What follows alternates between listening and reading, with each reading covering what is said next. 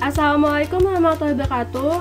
Halo semuanya, perkenalkan, nama saya Cucu Nidaya, MPM 2018015000576. Saya adalah mahasiswi bimbingan dan konseling di Universitas Indraprasta PGRI. Di sini, saya ingin memberikan sedikit pembelajaran interaktif untuk kalian semua. Nah, sebelum kita memulai kepada pembahasan, kita akan melakukan permainan asal otak. Apakah itu?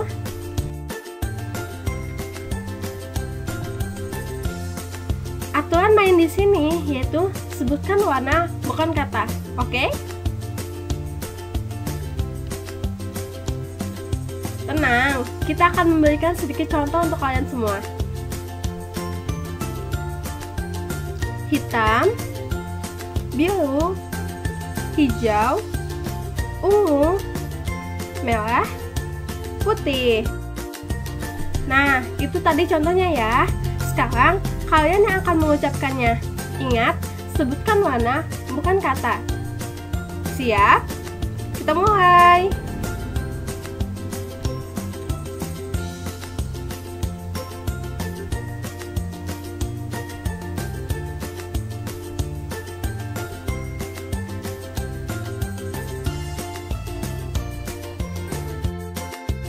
Yeay, kalian semua hebat. Nah, pembahasan kita hari ini yaitu tentang problem solving. Apakah ada yang tahu apa itu problem solving?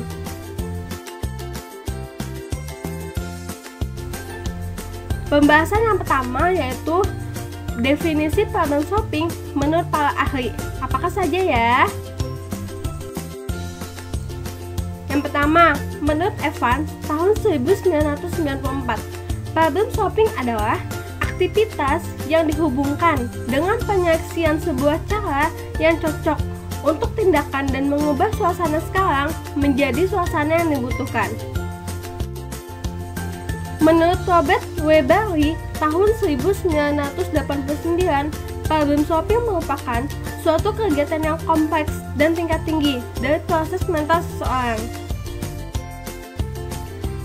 Menurut Lorenzi tahun 1973 mendefinisikan penyelesaian masalah sebagai proses seseorang itu menjadi peka terhadap masalah, dan ini melibatkan seseorang individu mencoba mencari penyelesaian dengan membuat andaian, mengubah hidup, dan akhirnya melaporkan hasilnya.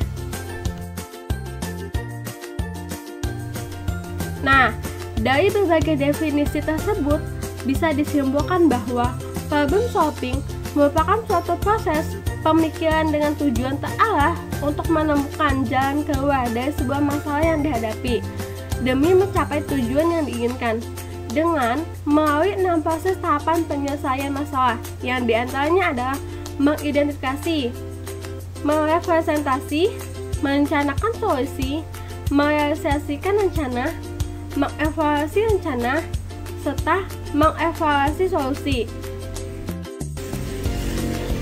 Pembahasan yang kedua yaitu tentang tahapan pemecahan masalah. Tahapan yang pertama yaitu pemahaman masalah atau problem understanding. Agar dapat diperolehnya suatu pemecahan yang benar, seseorang harus terlebih dahulu memahami dan mengenali gambaran pokok persoalan secara jelas. Yang kedua, merepresentasikan masalah. Representasi masalah menunjuk pada proses mempersepsi dan menginterpretasi pokok persoalan. Aktivitas ini akan menimbulkan sejumlah identifikasi yang meliputi. Yang pertama, apa yang menjadi permasalahan sesungguhnya? Kedua, apa yang menjadi kriteria pemecahan? Tiga, keterbatasan tertentu. Keempat, berbagai macam alternatif bagi pemecahan masalah. Yang ketiga, ruang masalah. Ruang masalah juga sangat menentukan tingkat kemudahan atau kesulitan seseorang untuk mencari pemecahannya. Sebagai pegangan bahwa semakin luas suatu ruangan, maka semakin sulit mencari jalan keluar atau pemecahannya. Yang keempat, kesenjangan antara keadaan sekarang dengan yang diinginkan. Jarak kesenjangan antara keadaan yang sedang dihadapi sekarang dengan yang diinginkan juga mempengaruhi tingkat kemudahan atau kesulitan orang dalam memecahkan masalah. Pembahasan selanjutnya yaitu tentang langkah-langkah pemecahan masalah. Robert J. Sternberg tahun 2008 menyebutkan bahwa langkah-langkah penyelesaian masalah yang pertama yaitu pengidentifikasian masalah. Pengidentifikasian apakah suatu tertentu problematis terkadang merupakan langkah yang sulit. Kita mungkin akan gagal untuk menyadari bahwa kita memiliki suatu tujuan. Yang kedua, pendivisian masalah dan presentasiannya. Sekali lagi, kita dapat mengidentifikasikan keberadaan masalah. Kita masih harus mengidentifikasikan dan mempresentasikan masalah dengan cukup baik agar paham cara untuk menyelesaikannya. Yang ketiga, perumusan strategi. Karena masalah sudah diidentifikasi secara selektif, langkah berikutnya adalah perencanaan strategi untuk menyelesaikannya.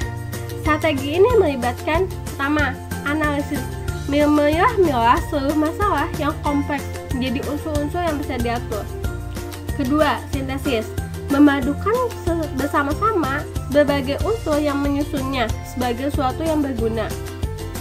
Ketiga, berpikir divergen, berusaha membangkitkan solusi alternatif yang memungkinkan bagi sebuah masalah. Keempat, berpikir konvergen, untuk menyempitkan berbagai kemungkinan sehingga bisa menyatukan jawaban yang tunggal.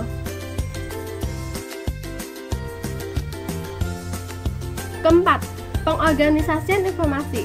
Di tahap ini, Anda berusaha mengintegrasikan semua informasi yang dianggap perlu untuk mengerjakan tugas secara efektif.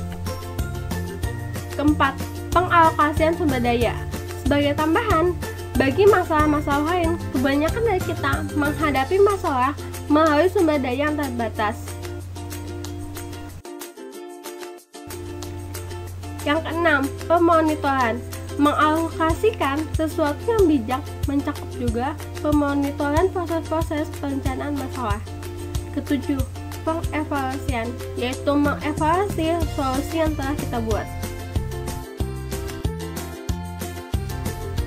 Nah, itu tadi pembahasan tentang problem solving. Jika kalian membutuhkan materi ini, kalian bisa mengunduhnya melalui link yang sudah saya sediakan. Terima kasih untuk waktunya. Semoga apa yang saya sampaikan bisa berguna untuk kalian semua. Wassalamualaikum warahmatullahi wabarakatuh.